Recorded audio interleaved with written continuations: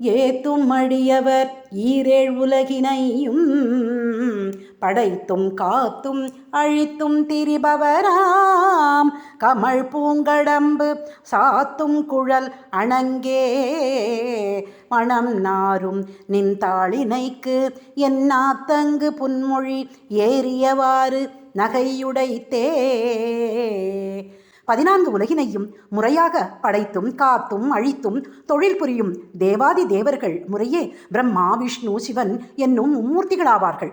இம்மும்மூர்த்திகளும் போற்றி வணங்கக்கூடிய அன்னை அபிராமியே ஆகும்.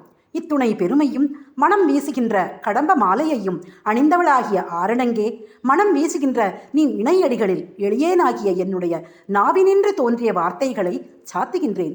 அவ்வாறு நின் திருவடியில் என் பாடல் ஏற்றம் பெற்றிருப்பது எனக்கே நகைப்பை விளைவிக்கின்றது.